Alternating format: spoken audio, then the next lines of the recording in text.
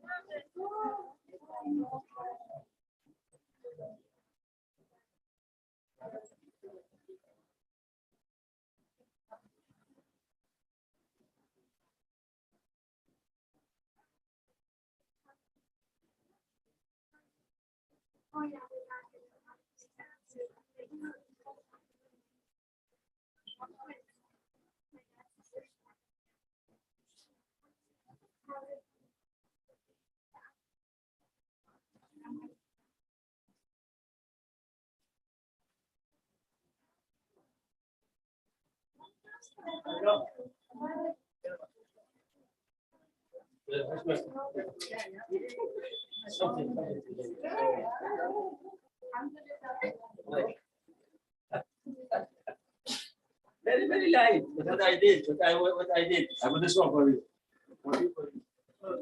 See? One here. I want that. For the water. For this one.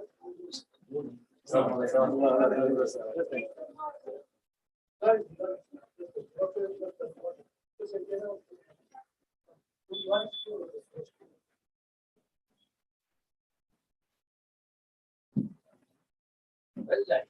Just, Yeah.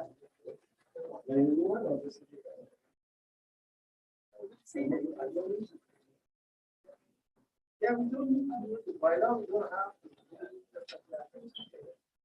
Very nice. Yeah. but the tissue doesn't move.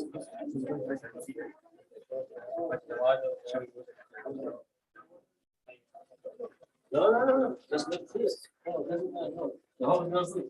Yes.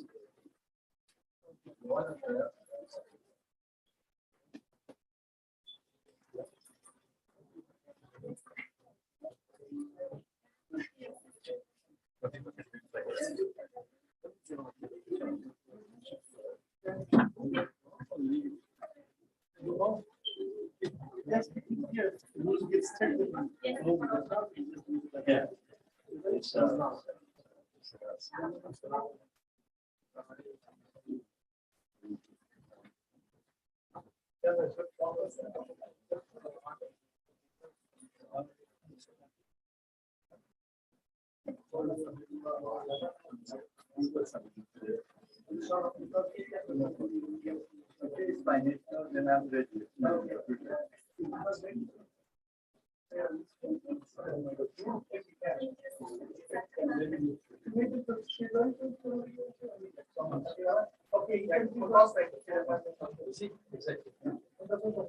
That's okay.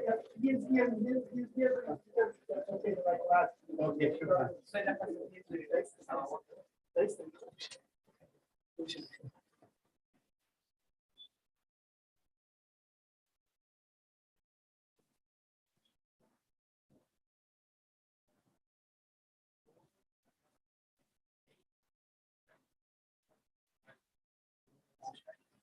Okay, now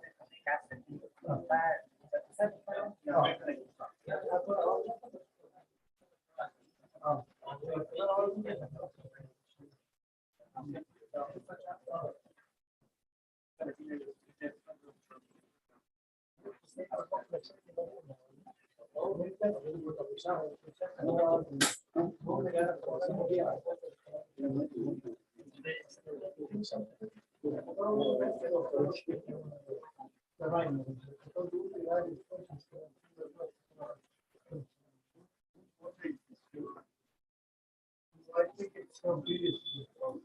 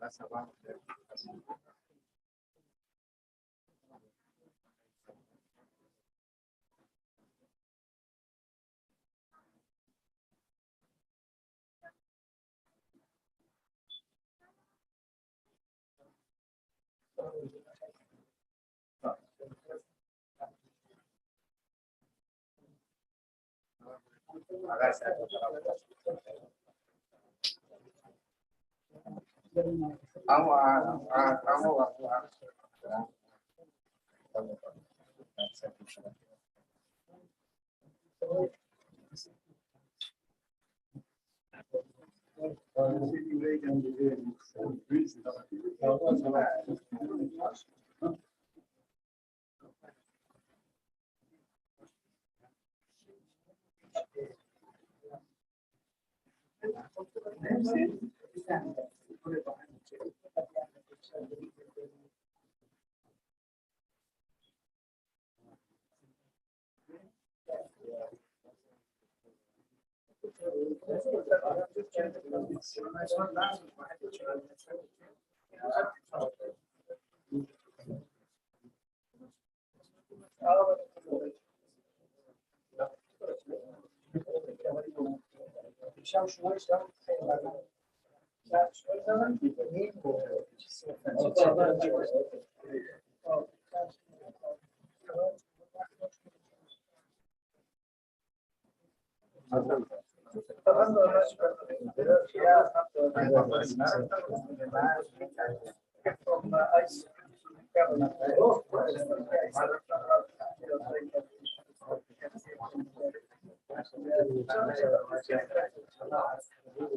Yes,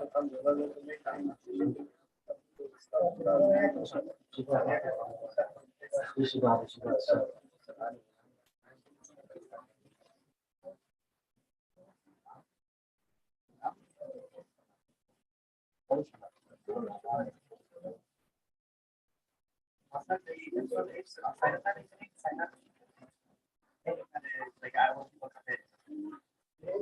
I also look at it like that's what it is.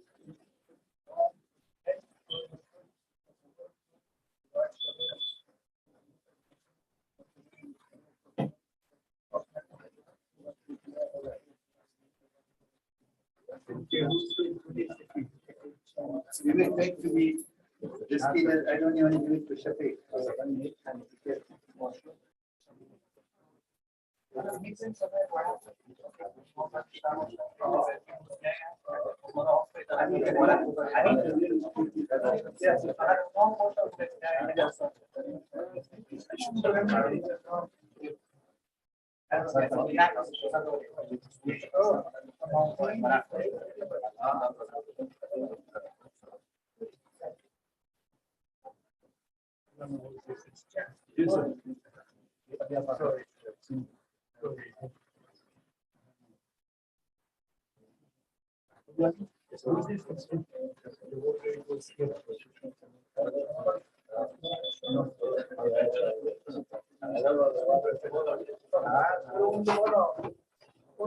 Thank you.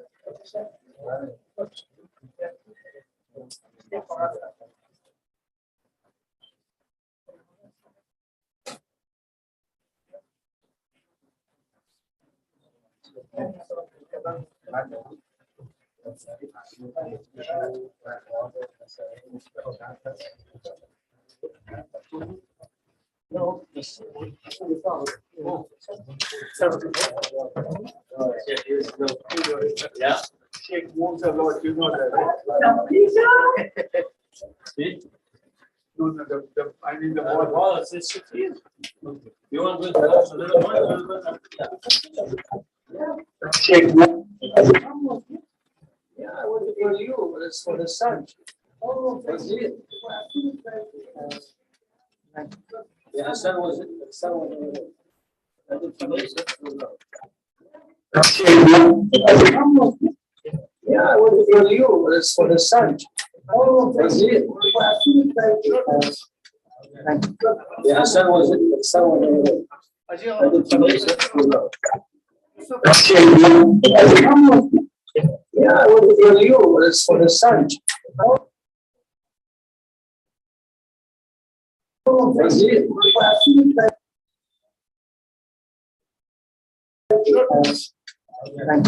Yeah, the sun was it. The sun was it. I did for this.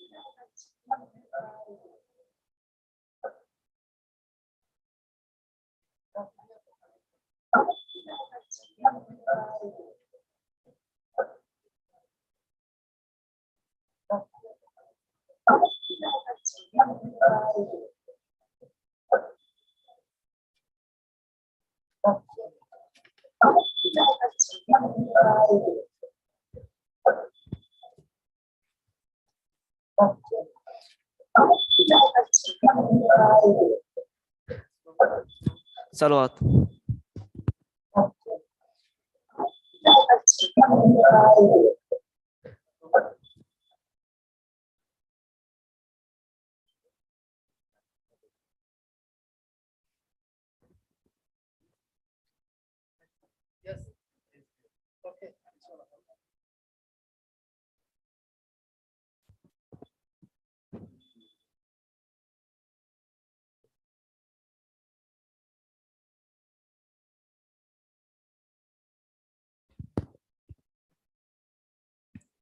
صلوات.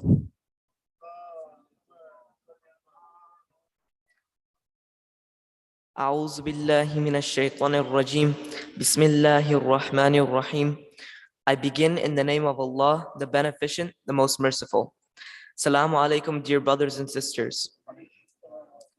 Tonight is the third Eve of Muharram 1444 Hijri.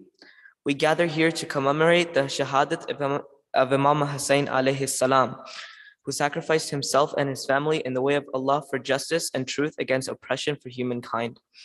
Sallu ala Muhammad wa ali Muhammad.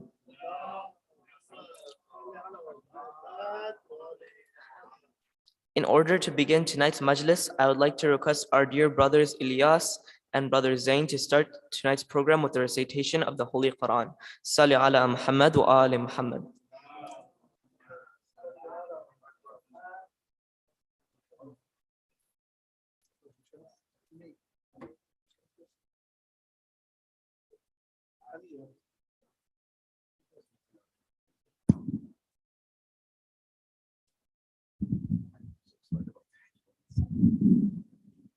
أعوذ بالله من الشيطان الرجيم بسم الله الرحمن الرحيم والفجر وليال عشر والشفع والوتر والليل إذا يسر هل في ذلك قسم الذي هجر ألم تر كيف فعل ربه بعاد إرم ذات العماد الذي لم يخلق مثلها في البلاد وثمود الذين جابوا الصخر بالواد وفرعون ذي الأوتاد الذين غروا في البلاد فأكثروا فيها الفساد فصب عليهم ربك صوت عذاب إن ربك بالمرصاد وأما الإنسان إذا ما ابتلاه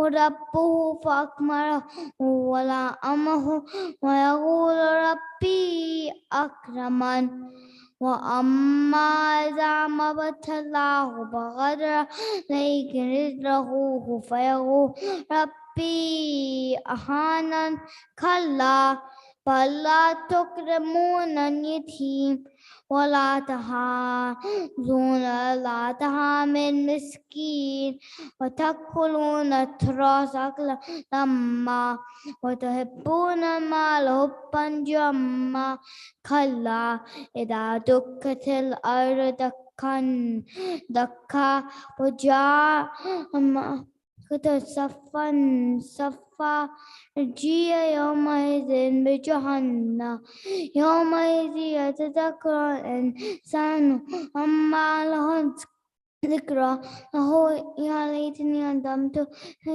حياتي يومئذ لا يعذب عذابه ولا عذابه يا يتنص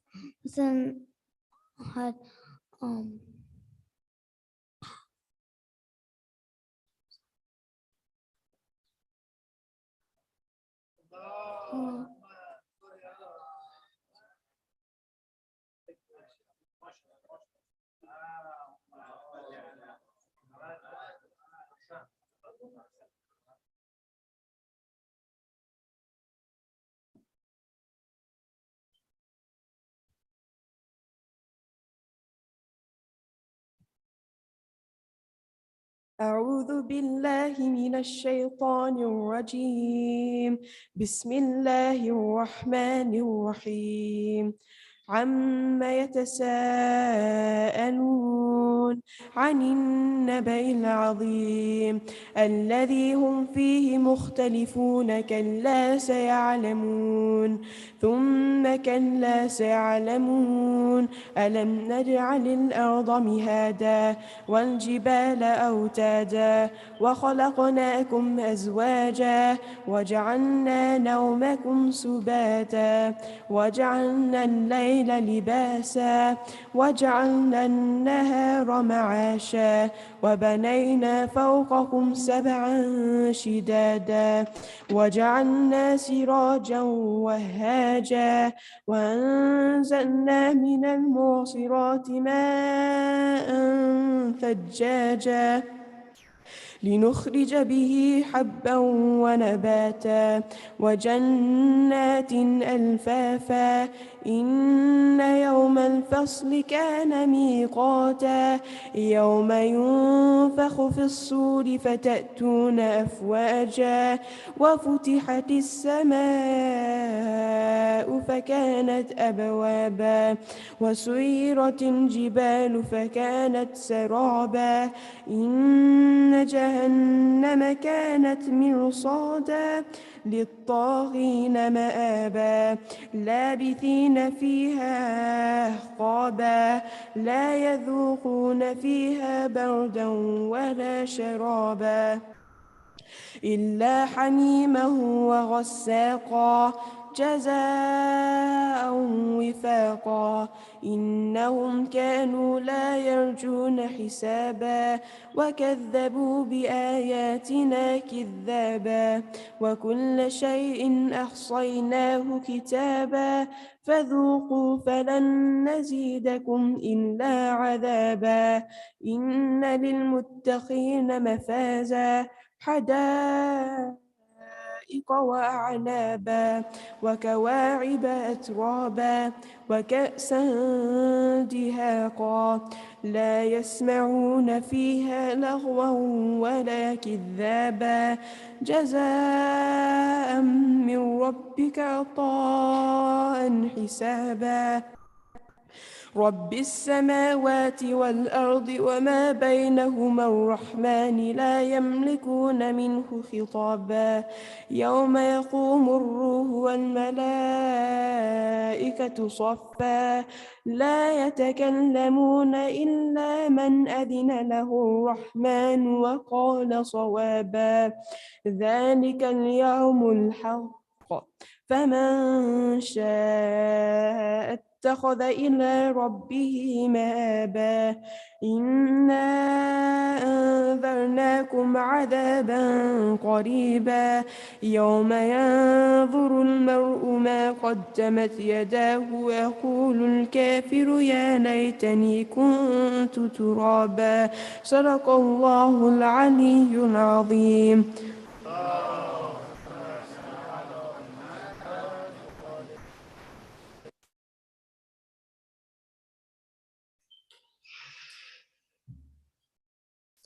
Thank you for the beautiful recitations. Now I would like to request Brother Abbas Ali to recite a Marsiya. Salli ala Muhammad wa ali Muhammad.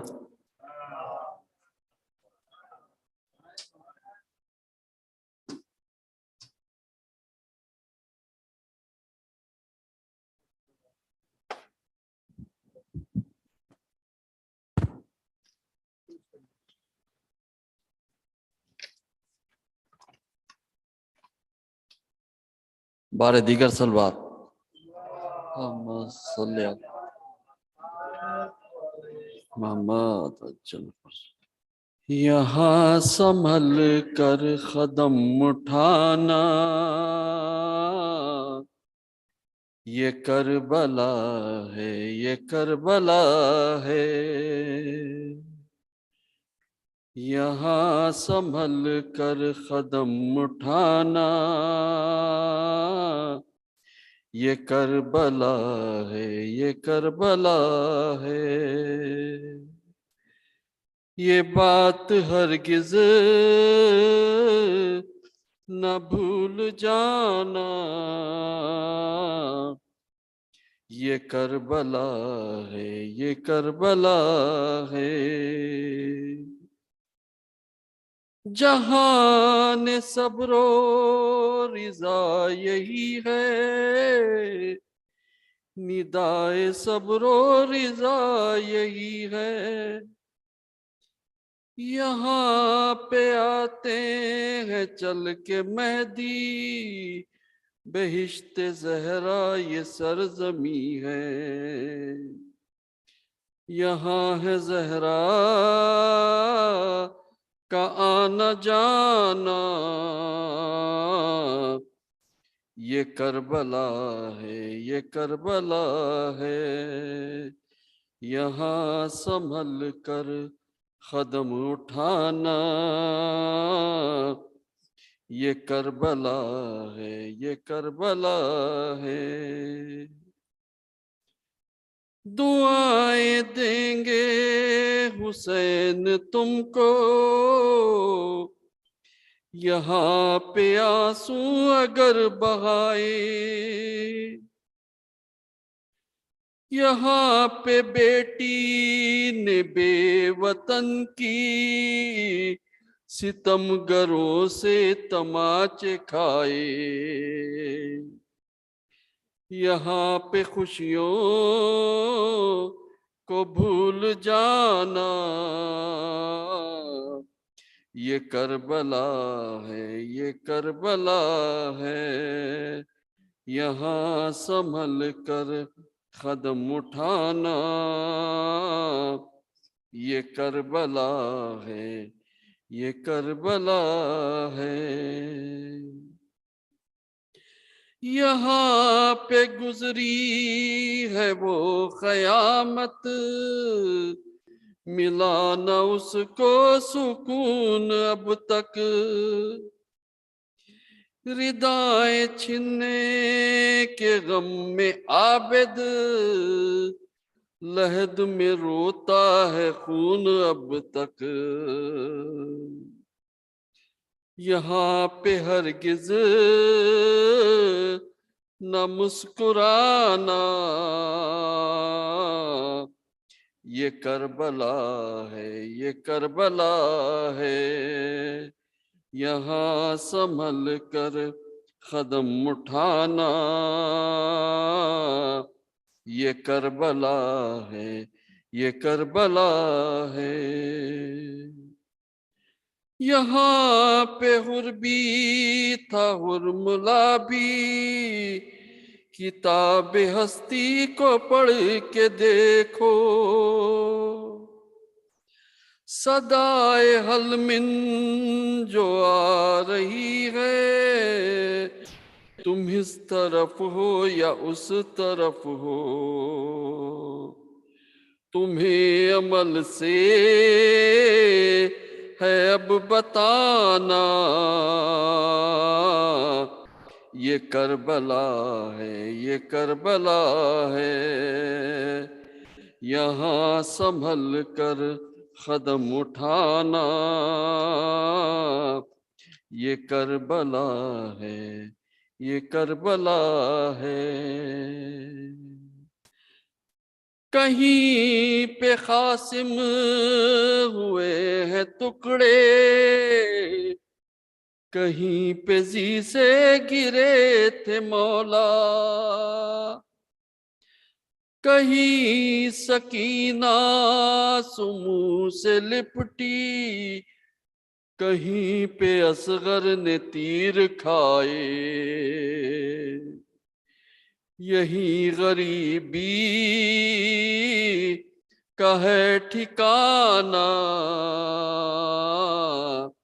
یہ کربلا ہے، یہ کربلا ہے۔ یہاں سنبھل کر قدم اٹھانا، یہ کربلا ہے، یہ کربلا ہے۔ سواری آئے گی ایک وہاں سے، نجف کی جانب نگاہ رکھنا، جب آئے شام غریباں اس دم، علی کو زینب کا پرسہ دینا، تم آنسوؤں کے دیے جلانا، یہ کربلا ہے، یہ کربلا ہے۔ یہاں سنبھل کر قدم اٹھانا، یہ کربلا ہے، یہ کربلا ہے۔ کسی کے دل میں لگی ہے برچی، کسی کے بازو کٹے یہیں پر،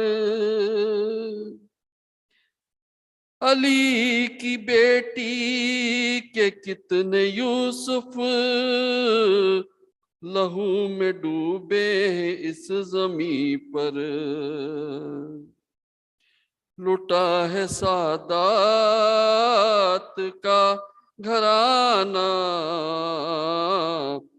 ये Karbala है, ये Karbala है, यहाँ संभल कर कदम उठाना, ये Karbala है, ये करबला है।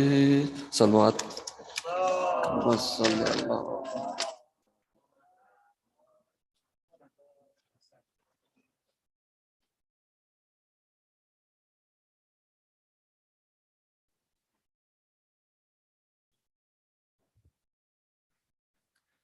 صلوات محمدی.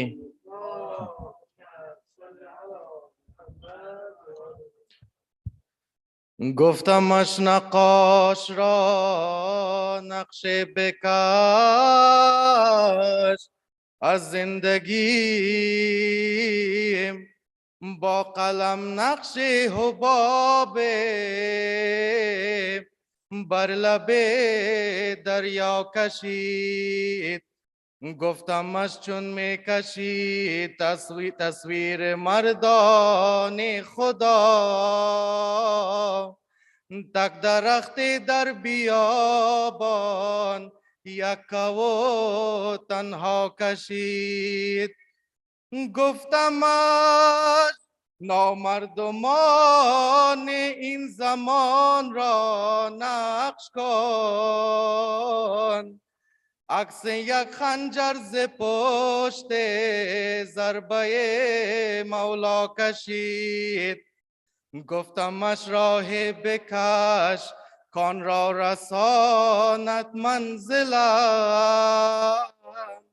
رای عشق و عاشقی و مستی و نجوا کشید. گفتمش بر روی کاغذ عشق را تصویر کن، در بیابان بلا تصویر از سقا کشید. گفتمش از غربت و مظلومی و مهنت بکش، فکر کرد و 4 قبر خاکی از تاها کشید. گفتمش سختی و درد و گشته حاصلم. گفتمش سختی و درد و گشته حاصلم، گریه گرد و کشید و زینب کبرا کشید. گفتمش ترسیم کن تصویر از روی حسین، گفت این یک را بباید خالق یکتا کشید. بارها گفت محمد که حسین جان من است، هم به جان حسینان جان محمد صلوات.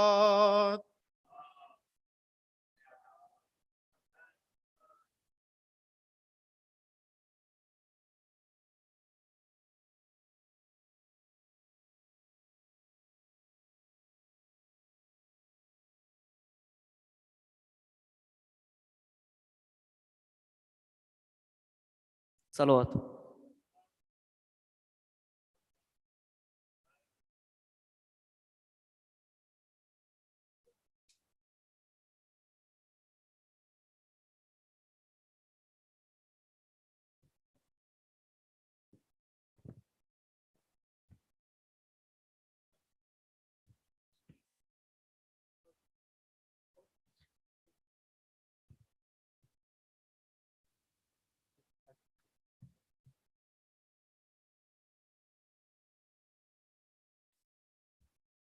I would like to request Shaykh Shafiq Hudda to address this majlis. Salli ala Muhammad wa ali Muhammad.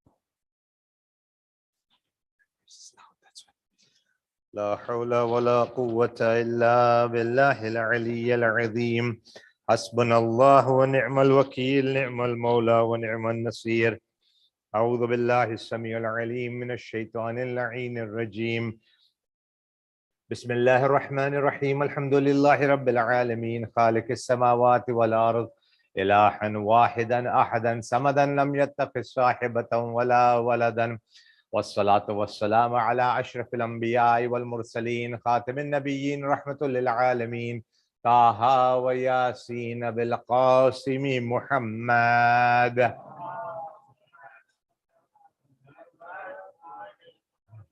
وعلى آله الطيبين الطاهرين المعصومين المظلومين المنتجبين ورحمة الله على محبيهم ولعنة الله على أعدائهم وقاتليهم وغاصب حقوق حقهم ومنكر فضائلهم أجمعين من يومنا هذا إلى يوم الدين أما بعد فقد قال إمام الحسين عليه السلام إن الحياة عقيدة والجهاد صلوات محمد وعلى آله.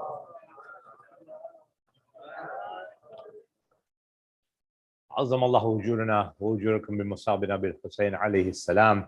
Respected sisters and brothers, my youngsters, my elders, Assalamu alaikum jamia wa rahmatullahi wa barakatuh. We'll begin this discussion as we have done with all of our discussions in the month of Muharram, in the Ayyam-e-Azaa, in the days of mourning, by extending condolences to Imam Sahib al-Amr, to the Prophet's family, to all the believers of the world as we mark these days commemorating the Shahadat of Abu Abdullah. As we develop our thesis, our subject, inshallah, in these days, I just want to recap. Yesterday, we were talking about how we need to trust Allah subhanahu wa ta'ala. We are passengers. If I was to recall the example that I had given you, that we are passengers in this train, in this plane, in this mode of transportation. Allah subhanahu wa ta'ala is the driver, basically. And so we have to trust in Him to take us to our destination, to keep us safe, to keep us protected. And that protection or safety does not necessarily mean what we may think of as a certain way of safety or protection. So I wanted to, inshallah, develop from there. But because there was a couple of things that were still pending from yesterday's discussion, I wanted to sort of close that up and summarize that before we move to our new level, to our higher level, inshallah. Thank you so much. I was going to ask you for that.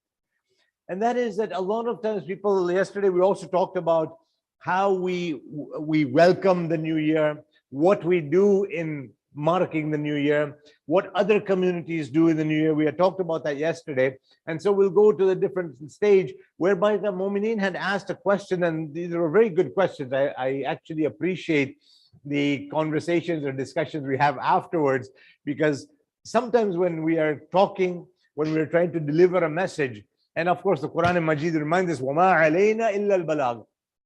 Our job is to convey the message. But when we're conveying the message, sometimes some things may be unclear. And so this is important for you to tell me and to inform me that perhaps this was not clear, perhaps this needs to be elaborated. And that gives me an opportunity to make sure that whatever I have said from the previous discussion, I can inshallah rectify and at least clarify, and then we go to the next stage. So the question that was asked was, well, what should we do when it's our new year, when it is the month of Muharram, for example? And I had mentioned yesterday, the actual new year is Rabiul Awwal. That is when the Islamic calendar or the Islamic year had started, when the Holy Prophet had migrated from Makkah Mukarramah to Yathrib, or what is today called Madinatul Nabi or Madinah Munawwara. So what should we do? The year has changed. We went from 1443 Hijri now to 1444 Hijri. And that was 1444 years after the Prophet had migrated on this journey, had made this journey from India. So now we want to do something different. We want to, mark it in a way that perhaps others mark it, but not in a celebratory way. So what should we do? So one of the things that we have seen Islam advising us on, when, for example, when we were talking about how various communities welcome their new year, celebrate their new year, they have new outfits that they have bought, new shoes that they do, special foods that they eat. They have all these celebrations and festivals and festivities. And I'd say that we do it a different way. One of the things that we find in the society we live in, North American society, as well as European society, basically the English-speaking society, is they do something called New Year's resolutions. Make a New Year's resolution. Somebody might say, I want to stop smoking. Somebody might say, I want to stop drinking. Somebody might say, I want to do this, I want to do that, I want to lose weight, I'm going to do exercises, I'm going to take out a gym membership. And they will make all kinds of promises. They will make all kinds of resolutions. It's interesting. I remember somebody once told me that, I took out a gym membership and I never lost a single pound in the whole year. So I said, okay. Then after the conversation went on, he says, I didn't realize I had to go to the gym. I thought just taking out a gym membership will be sufficient. And so sometimes we think along that lines, whereby we think that automatically things will just happen. Automatically, we are on auto mode, autopilot. Now you are understanding, and I'm sure the Mu'mineen here have realized how lazy we are becoming, how much obesity and unhealthiness is a serious problem in the society we live in. Obesity is not necessarily in itself a problem. Being unhealthy is a problem. Even if you're thin and you're unhealthy, that is still not very good. And there is a possibility that you might be heavy like me, but you might be healthy, which is not the case, but just keep in mind. And what that means is that we become more and more lazy. We become more and more, almost you can say gluttonous, because once upon a time, I don't know if any of you will recall this. My elders are going to be smiling because I did this yesterday as well, and I'm going to do it today. And oftentimes in these discussions, these issues might come up that is going to remind you of your childhood, of your bachpana, of your shababiyya, of your jawaniya. Because there was a time when you wanted to change the channel on the television, you only had 8 or 9 channels. And I remember that you had to get up from your chair, go to the TV, and this big noisy knob had to be changed, had to be moved. Then you go and sit down. If you don't like that show, you have to get up again, go there. And somebody somewhere invented this, Hazrat Janabe, remote control. Remote control. So now you don't even have to get up from your chair. They increase the number of channels. Now, there's what, 40, 50, 60 with the satellite and with all this internet, there's unlimited now. You can have it. You can be sitting here and you can be watching a channel in Karbala Najaf. You can be sitting here watching what is happening in Kabul. You can be sitting here and know exactly what the weather is like in Tokyo, Japan. And from your seat, you can do it. So now you don't even have to get up and go to the television. You don't have to get up and go anywhere. You can do it right from your seat. And all of these things have reached a point where even now, one of the most challenging jobs, driving a car, has become automated to an extent, or will eventually become automated. Another generation, and what will happen is, basically, you will be sitting there, type in the address, punch in the address, or actually you don't even have to type in anything, you have to just verbally say it. And they call this AI, artificial intelligence. And I am happy that they're calling it artificial intelligence, my sisters and brothers. AI. Because the days they start calling it intelligence just alone on itself, or natural intelligence, that is when you and I may actually become redundant, just like so many other automated things have become redundant. Salawat ala Muhammad wa alihi.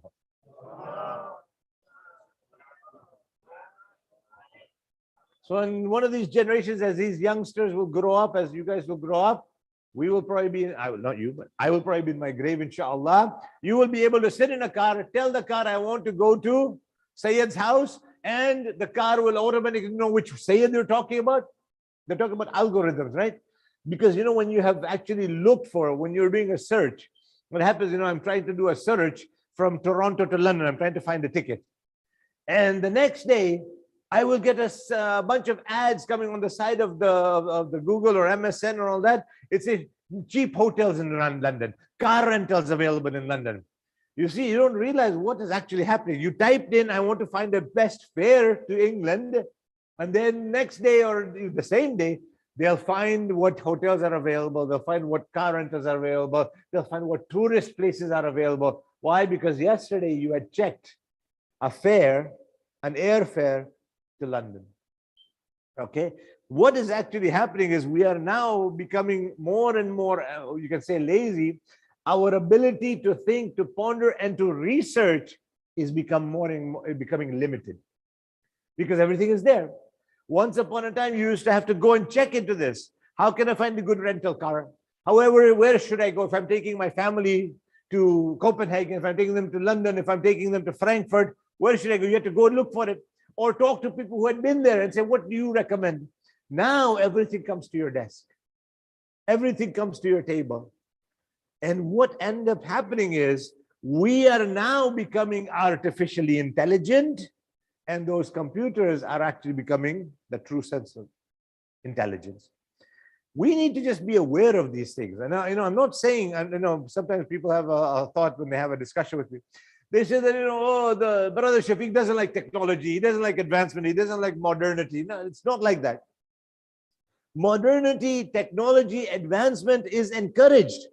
It is a good thing. In fact, we have been told that when Imam Sahib al-Asri wal-Akhir al-Zaman, Ajjalallahu ta'ala dhuhur al-Sharif, when the Imam returns, he will have technology at his disposal. He will have the most modern of technologies.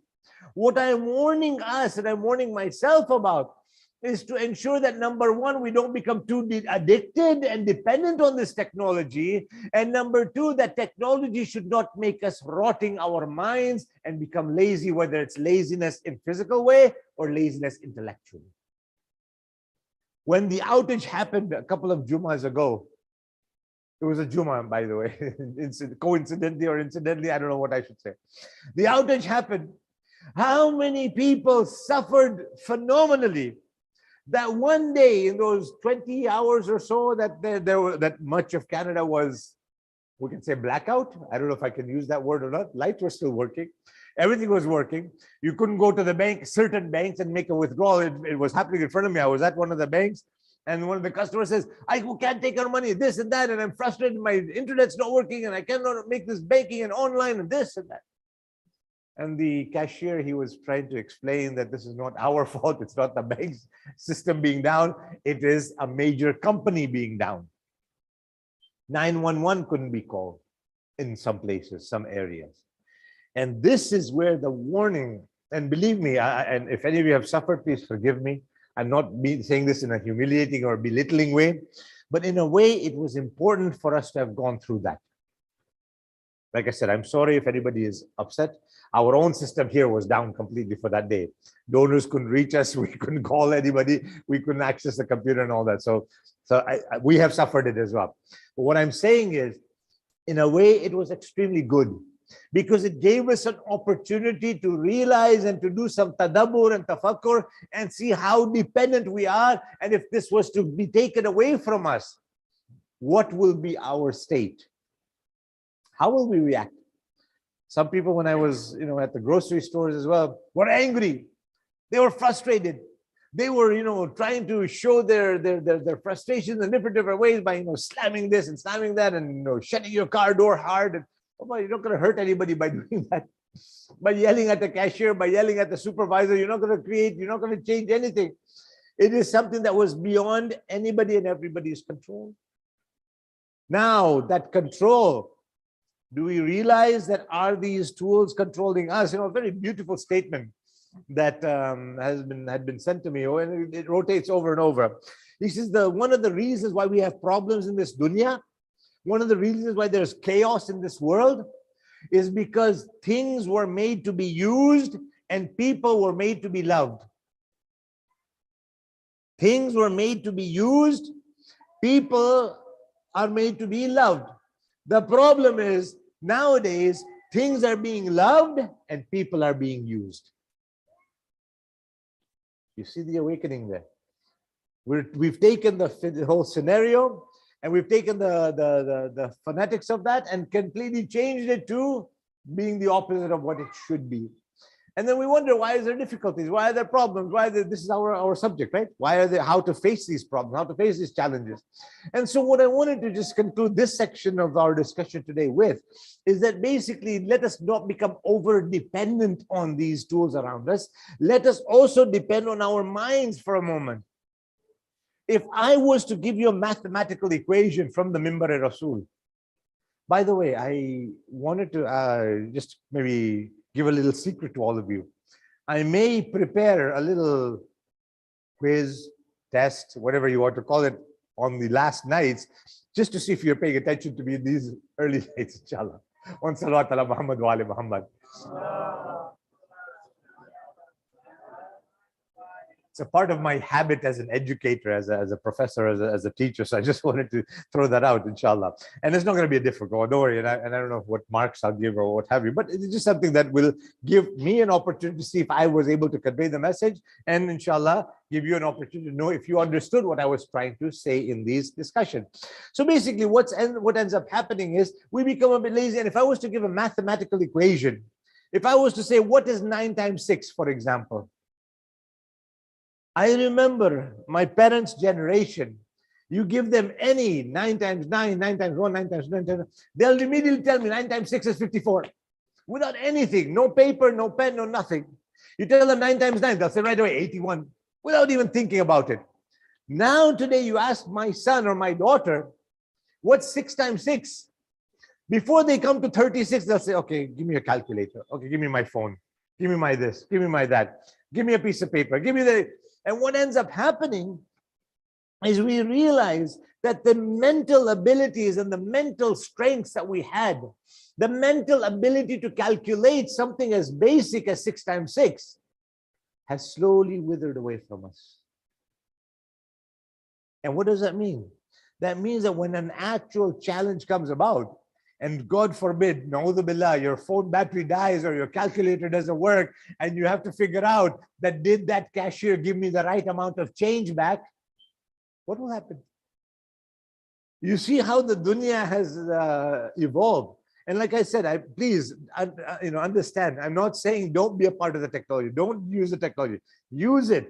But don't let it control you, and don't let it be the be all and end all of everything. This is the gist of my conclusion in that discussion, on this part of our discussion, that whatever tools we have, let's use them, but constantly remind ourselves that if that tool isn't there today, how will I manage? What will I do? What is the backup plan? One of the things that I do want to talk about in our discussions over these ashara in these 10 nights, inshallah, bi'idhnillah, is what is our backup plan from the dunyavi point of view, from the worldly point of view, and what is our backup plan for the akhirah? Because this is what we're going to need to know before we move forward even. And so one of the things that I started out today's discussion with, people have asked, okay, so now the new year is here. What should we do? What should we not do? What do we do? What should we not do? How do we welcome in these resolutions that people are making? What do? We have the resolution if somebody wants to lose weight, somebody wants to stop smoking, somebody wants to stop drinking. That's where we left off with, right? You remember that, inshallah. You're still with me, huh? Wa salawat ala Muhammad wa ali Muhammad. Even if we sort of stream out, we have to come back to our base, inshallah, bi'idhnillah. So the question arises now, what should we do? Because when we look at the Western world, they make resolutions. They say, okay, I want to be 20 pounds thinner. I want to be 10 kilos thinner. Now, Islam has given us very interesting guidances. Now, first of all, they will say, I want to stop smoking. I'm going to wait till January 1st. I'm going to make a resolution at the end of December that in 2022, I want to stop smoking. Now, what does Islam say about that?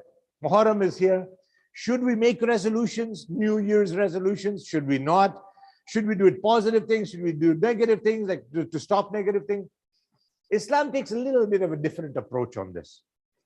The way the teachings of the Ahlul Bayt are, we'll take an example, because one of the biggest resolutions, one of the most common resolutions, and again, this is actually reduced now simply because people have awoken. One of the resolutions as I was growing up, people used to make, and on January 1st, was I want to stop smoking this year. I want to stop smoking. This is an example of a resolution.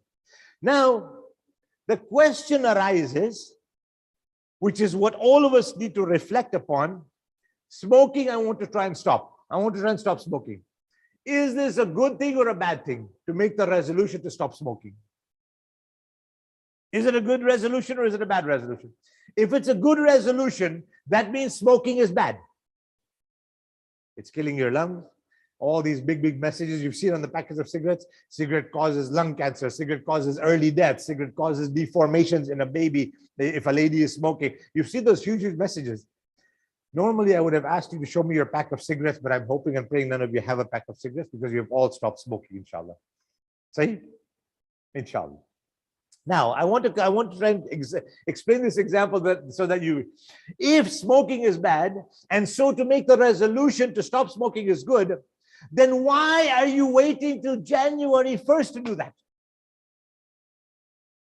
Islam tells us that if there's a sin that we are committing, for example, if I am lying, I am cheating, I am frauding people, I am doing something haram, I am eating haram, I am drinking haram, why should I wait till Muharram first to make a resolution to stop doing that haram? Why not do it today and today only, inshallah?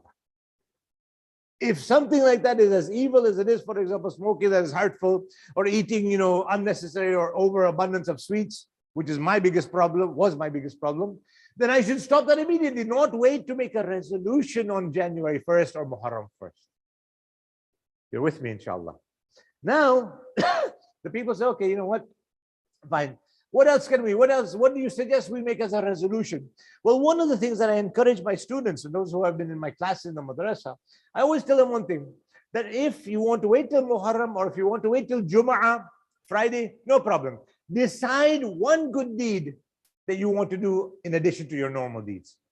One of the things that Imam Musa ibn Ja'far alayhi salatu wasalam has said, the Imam has said, our true Shia, you want to know what the quality of a true Shia is? The quality of a true believer? All of us who claim to be a Shia of Imam Ali alayhi salam, of the Ahlul Bayt alayhi salam, of the Holy Prophet, we claim to be a follower.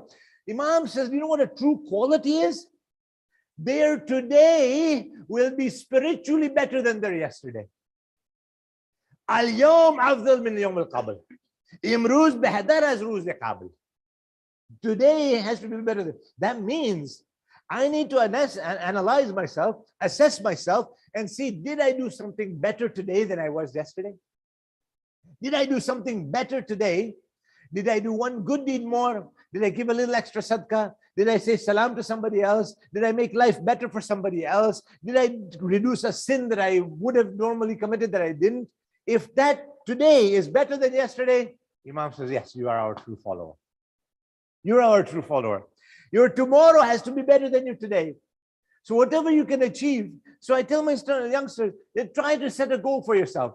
For example, and I mentioned this in Jummah as well on Friday, that for example, let us say that usually after my namaz, I finish my Allahu Akbar, Allahu Akbar, Allahu Akbar, Astaghfirullah, la ilaha illa huwal hayyul qayyum ar-rahman ar-rahim, dhul jalali wal ikram wa atubu ilayh, 3 times, and I am ready to catch my train. We all have a train to catch, right? I sometimes see people reciting namaz as if the plane has already left, as if the train has already left. As if, we have missed the bus and we're going to try and run towards it. But the only thing that's an impediment is this namaz that I have to finish. And that's why I'm going to finish it as quickly as possible. See what happens? Sometimes I tell my students, try to make sure you put the brakes on it. Just take a moment extra to talk to Allah subhanahu wa ta'ala and to appreciate what Allah ta'ala has given us. And this is something that is perfectly fine. Making a resolution is not bad.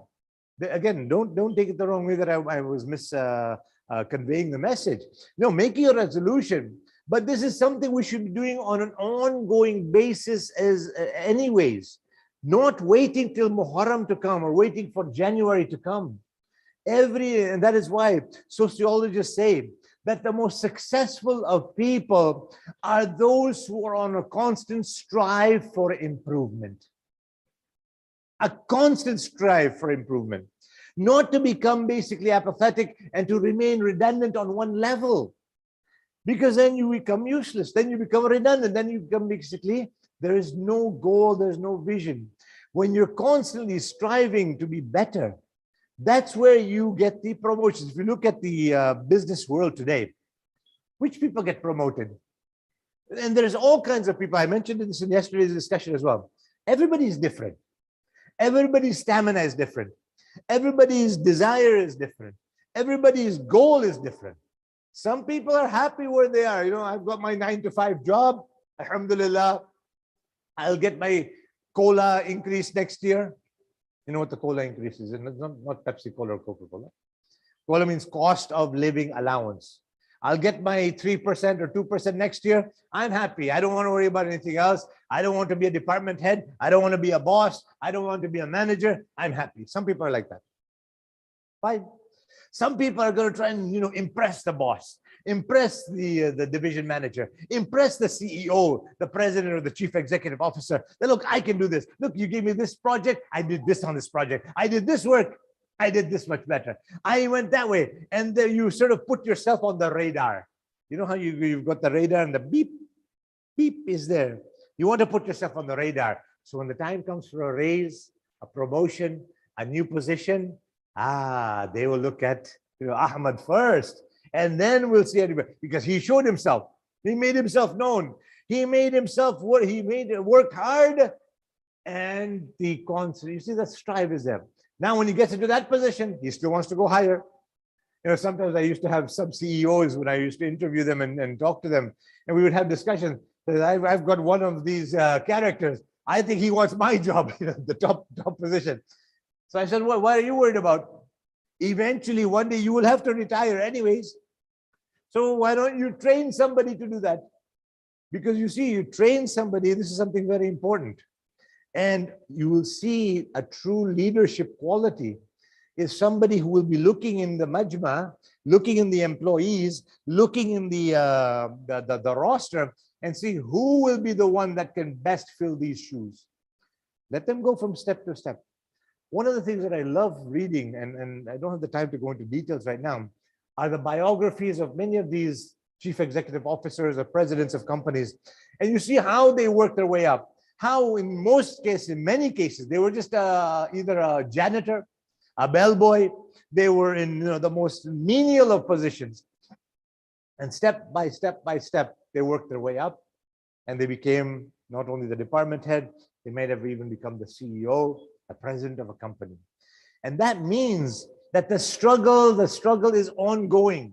The improvement is ongoing. One of the things that we have been told that inshallah, we'll go to paradise, we'll go to Jannah.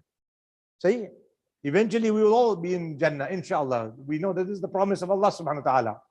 The journey to there is going to be a bit challenging. We'll talk about that as well. But inshallah, one day we'll go in Jannah. In Jannah, we are told that even the basic level, darajai awal, the basic level of Jannah, inshallah, may Allah at least keep me in that basic one. Even in that basic level, we will get whatever we want. We will get anything we want. We will get the rahmah of Allah subhanahu wa ta'ala, the mercy of Allah subhanahu wa ta'ala. This is and there will be no hard feelings, there will be no hurt, there will be no pain, there will be nothing. Everything will be, mashallah, hunky-dory, inshallah. But the hadith tells us that there will still be the people who are on that one level, level 1, who will have a wish, who will have a desire, who will have a regret.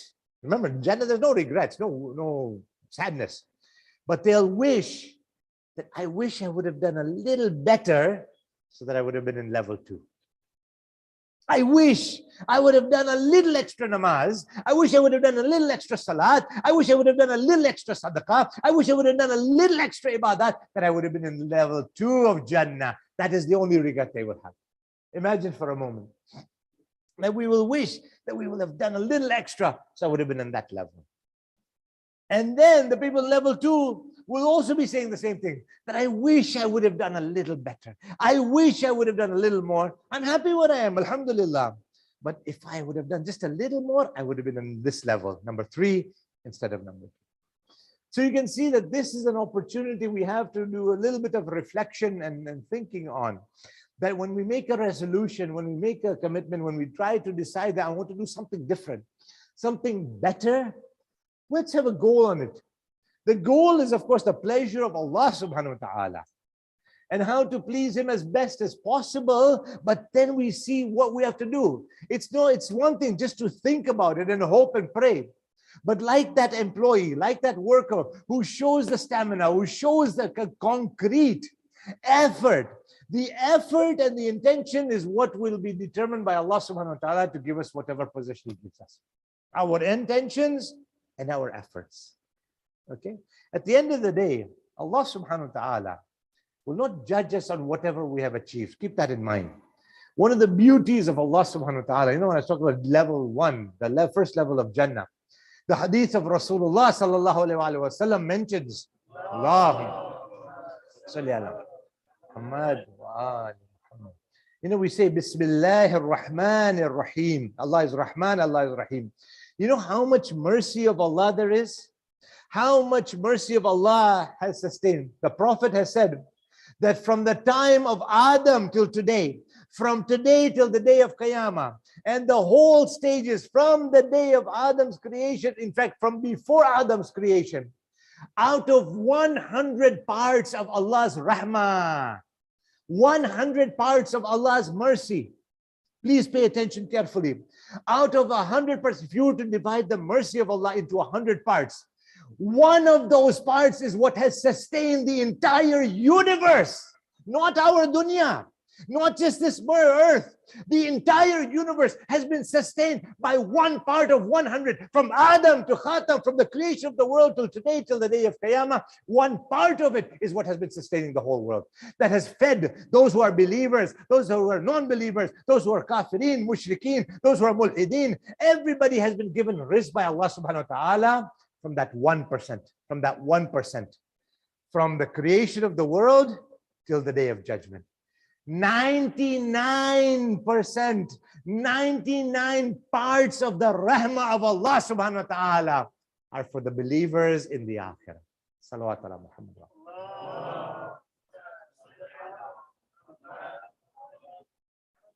When you think about how much rahmah we have from Allah, how much mercy we have of Allah, sometimes it's unfathomable. And some people appreciate it, some don't appreciate it. It's okay. At least we as believers need to appreciate it.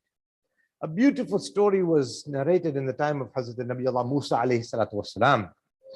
Allahumma salli ala Muhammad wa ali. Nabi Musa was going to have a conversation with Allah subhanahu wa ta'ala, as Kalimullah, he used to regularly speak to Allah. He was going there and he meets a young man, handsome young man. Musa, where are you going? Hazrat Musa says, I'm going to go talk to Allah subhanahu wa ta'ala. I'm going to go talk to Allah. So the man tells Musa, he says, tell Allah, give him Allah a message from me. Tell him I don't need him. Tell him I don't need him. I'm handsome, I'm strong, I'm rich, got a beautiful house, beautiful camels and horses and all that. Tell Allah I don't need him. Hazrat Musa hears this. Doesn't want to argue. He has a job to do. He's going. He leaves the man, he just continues going. Very disturbed, very upset, obviously. He reaches, he's having the conversation, he's getting the messages from Allah subhanahu wa ta'ala, and they are about to part. Hazrat Musa is about to part from there. Allah Ta'ala says, it's that finished, Musa? Hazrat Musa is done. Anything else you want to tell me? He says, no. Allah says, nothing else? Musa is very shy. He doesn't want to tell this conversation. He says, Ya Allah, that's all. He says, Musa, what about that last message? As the Musa says, yes, I couldn't bring myself. I'm just paraphrasing this discussion for you. I couldn't bring myself to tell you, Ya Allah, that what kind of a boy that was, what kind of a young man that was. I just didn't want to tell you. Allah Ta'ala tells him, He says, when you go back, tell him, I have already given him a part of the punishment. I have already given him a part of the adhab. Musa says, Ya Allah. Again, I'm just paraphrasing. He says, Ya Allah, this guy has everything. What do you mean you've given him adhab? What do you mean you've already punished him? He's handsome, he's strong, he's rich, he's got everything, whatever, maybe his wife is very pretty, whatever the case is, he's got everything. What do you mean you've given him adhab? Allah Ta'ala tells me, Musa, tell that man that I have taken from his heart the love of worshipping Allah, the love of communicating with Allah, the love of wanting to serve Allah subhanahu wa ta'ala. That is the greatest adhab. Because a believer wants to talk to Allah subhanahu wa ta'ala. A true mu'min, all of you sitting here are waiting for 9:02 to come, inshallah, right? So that you can come to the musalla and you can say, Allahu Akbar, Ya Allah, you are the greatest. I'm coming before you. I am coming to you. Sami Allahu liman hamida. You listen to those who praise you, Ya Allah. We're waiting for that. You're waiting for Brother Shafiq to finish quickly. We do our latmiya, our matam, our azadari, and we go to Allah. That's what a believer does. A believer finishes his maghrib and he is waiting, or she is waiting for Isha. They finish their Isha, they are waiting for Salatul Fajr. They say finish their Subh Salah, they're waiting for Dhuhr. They're in a constant opportunity wait.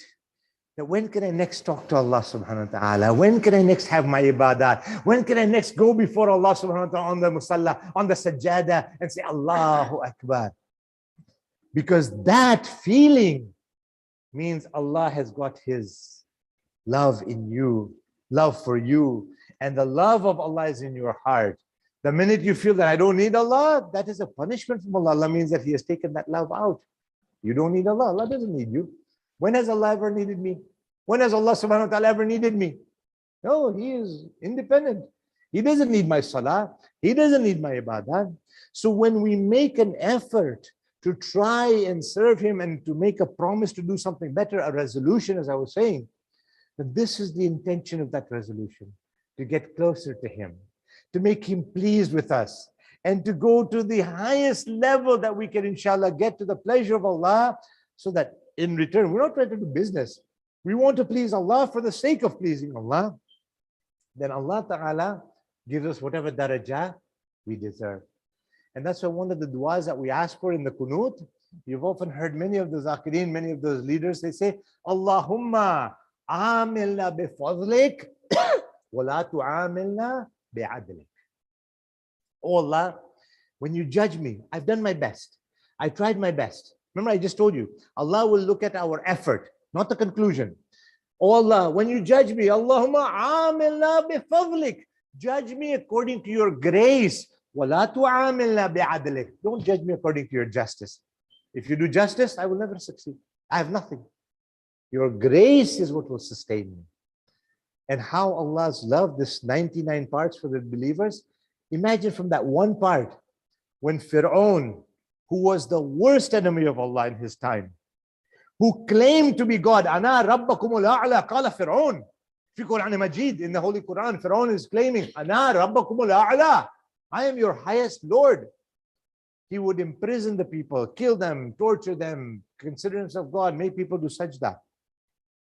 That Fir'aun, that Khabith, that evil one, when finally the time came that he was about to catch Musa on when the Furat, the Nile had separated, and he was going there, and eventually the water came back. As the waters were receding and every one of Pharaoh's army was drowning, including himself, he calls out, Ya Musa, help me.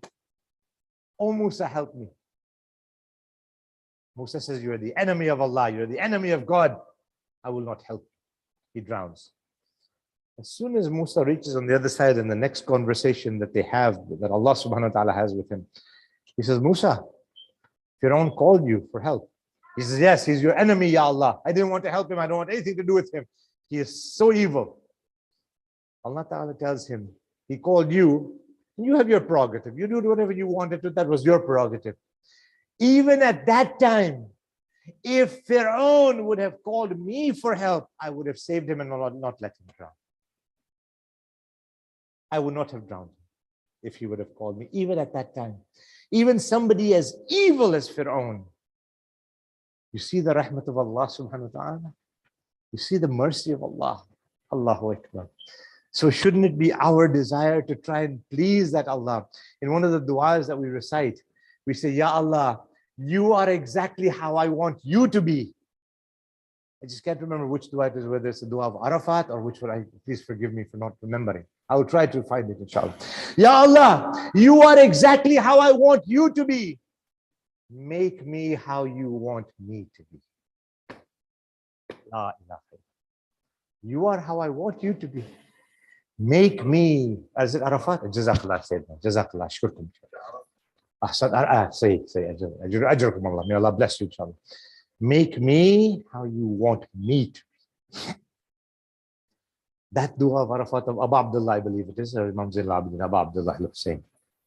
That same Imam who is praying to Allah in those ways. Yesterday you heard how Imam, the most perfect example of his time, was ready to leave the city that he was born in for the sake of Rasulullah's message. And a beautiful statement of the Imam when people told him, Yabna Rasulullah, O Imam Hussein, Ya Abu Abdullah, you are going to a place where there's danger. You may be killed. Certainly you will be killed. You know what the Imam's answer was? In kana deen Muhammadin, or if the religion of Muhammad cannot survive without me being killed. Imam says, oh swords, come and tear me to pieces. Oh swords, come and tear me to pieces. Agar deen Muhammad mere shahadat ka bagair zinda nahi reh sakta hai, to ye talwaro aake meri badan ke tukre tukre kar. The Imam makes the preparations to leave. Today is the second day of Muharram. The Imam has changed his intention. He was going from Medina Munawwara to Makkah Mukarramah. His intention was to do the Hajj of Baytullah. The Hajj that he has done on foot from Medina. He has gone those 220 miles on foot, as well as Imam Hassan and Mujtaba. They have done this Hajj numerous times on foot. The love of Hajj is deep in the heart of Abu Abdullah. Imam receives some intelligence, some message that Yazid's henchmen are planning on killing the Imam in the Kaaba and making it seem like an accident, defiling the sanctity of the Kaaba, causing a murder, not just an ordinary murder. My dear brothers, my dear sisters, those of you who have been for Hajj, आप में से जो हज पे गए हैं मालूम है कि चूंटी को भी मारना हराम है. Even to kill an insect is not allowed. Even to unnecessarily scratch your body is not allowed. To hurt anybody or anything is not allowed. Imagine having a murder in the Kaaba, and that to the murder of the grandson of Rasulullah, the murder of the last of the Panjatan of the Ahlul Kisa. Imam cannot allow this to happen.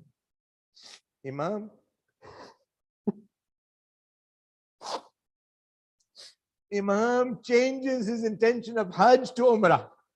He changes the intention of Hajj to Umrah, and on the 8th of Dhul Hijjah, the Imam announces that he is leaving the city of Makkah. Some people come to the Imam, they say, Yabna Rasulullah, we know how much love you have for Hajj. We know how much you love the Hajj. You are leaving the Hajj, you're changing it into Umrah, and you're leaving the city of Makkah.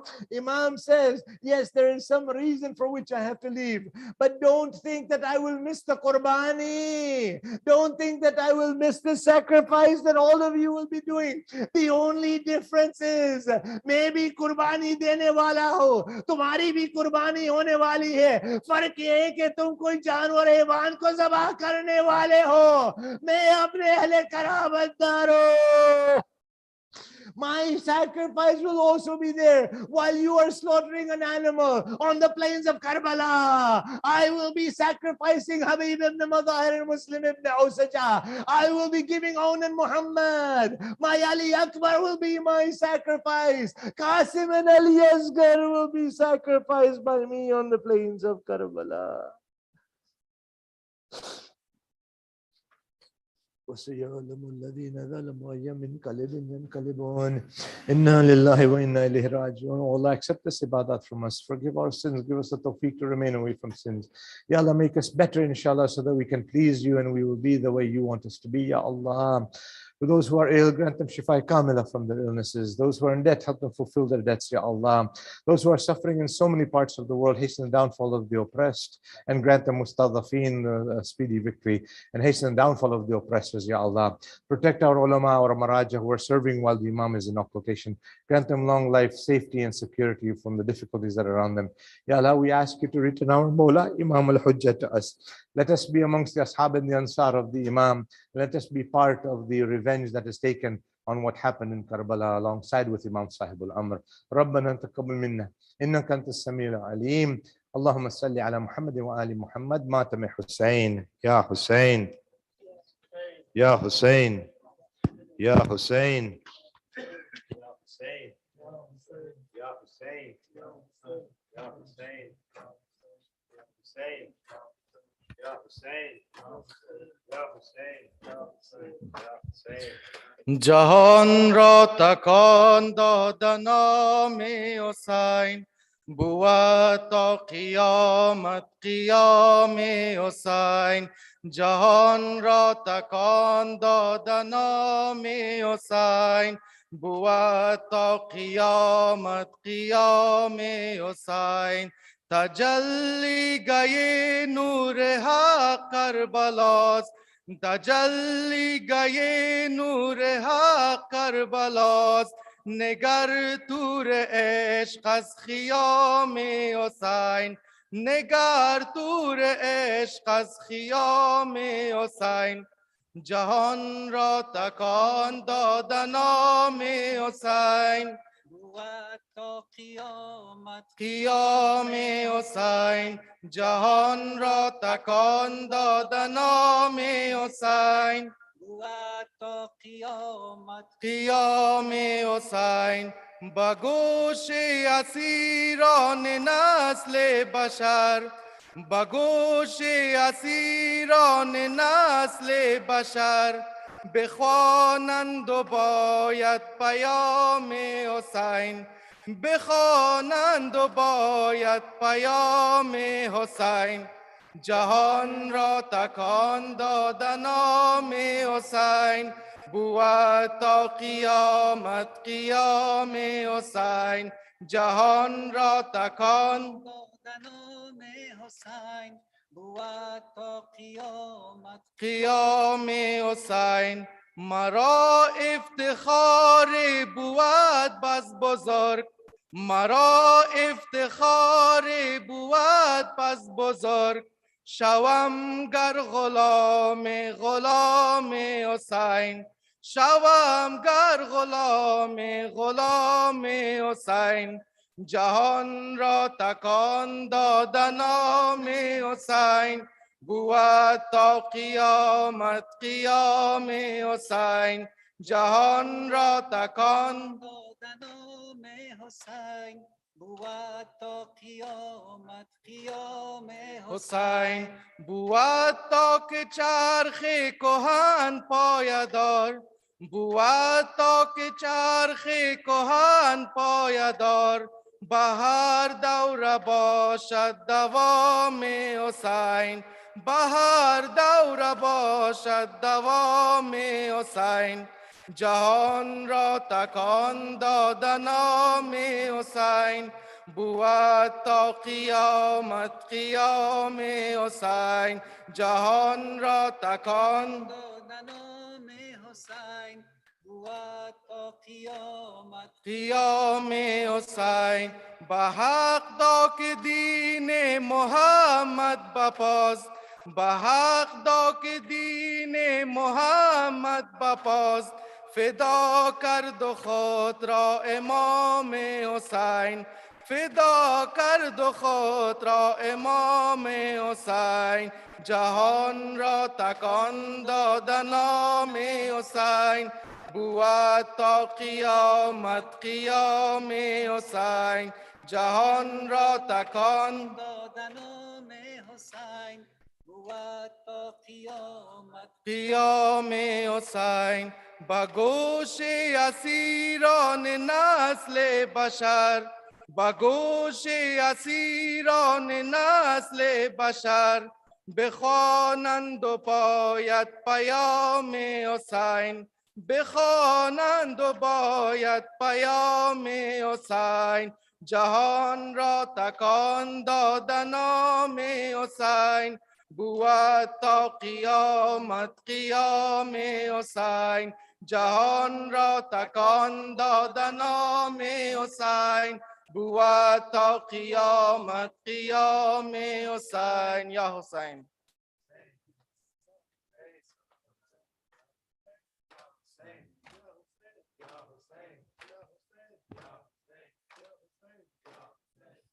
یک صلوات بلند به خاطر بهبودی همه مریضا مخصوصا مریضای مد نظر عطا فرمایید. اللهم صل علی محمد و آل محمد. من حسینم باغبان گل فروشم من حسینم باغبان گل فروشم یک گلستان گل به جانان می فروشم یک گلستان گل به جانان می فروشم اکبرم گل اصغرم گل قاسمم گل اکبرم گل اصغرم گل قاسمم گل اکبرم گل اصغرم گل قاسمم گل من حسینم که از گلستان می بتولم من حسینم که از گلستان می بتولم من حسینم زاده پاک رسولم من حسینم زاده پاک رسولم اکبرم گل اصغرم گل قاسمم گل اکبرم گل اصغرم گل قاسمم گل اکبرم گل اصغرم گل قاسمم گل من حسینم که ز خونم گشت رنگی من حسینم که ز خونم گشت رنگی پرچم و عشق و عدالت در ره دین پرچم و عشق و عدالت در ره دین اکبرم گل اصغرم گل قاسمم گل اکبرم گل اصغرم گل قاسمم گل اکبرم گل اصغرم گل قاسمم گل من حسینم حامی دین پیامبر من حسینم حامی دین پیامبر گشتم بی منزل و بی یار و یار گشتم بی منزل و بی یار و یار اکبرم گل اصغرم گل قاسمم گل اکبرم گل اصغرم گل قاسمم گل اکبرم گل اصغرم گل قاسمم گل من حسینم کز گلستان رسولم من حسینم کز گلستان رسولم سبت حیدر زاده پاک بتولم سبت حیدر زاده پاک بتولم حیدرم گل اکبرم گل اصغرم گل قاسمم گل اکبرم گل اصغرم گل قاسمم گل اکبرم گل اصغرم گل قاسمم گل صلوات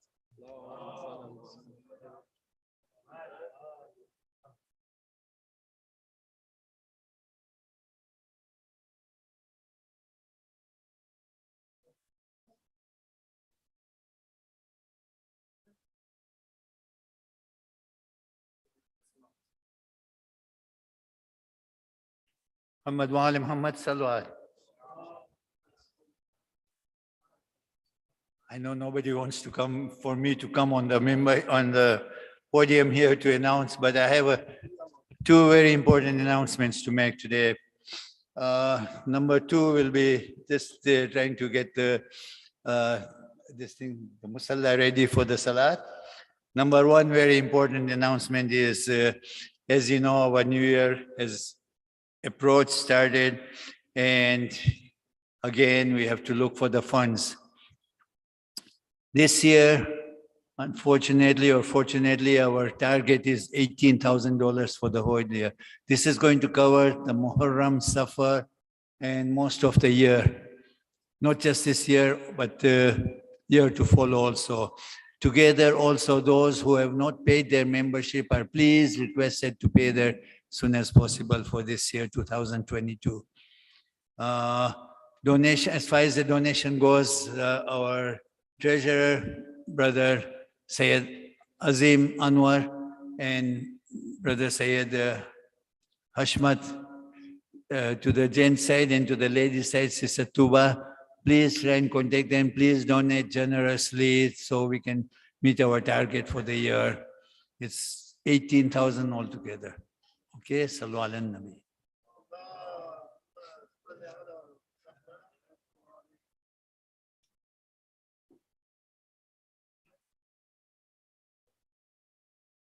And start coming to see everybody tomorrow, starting tomorrow. So please keep the checks ready.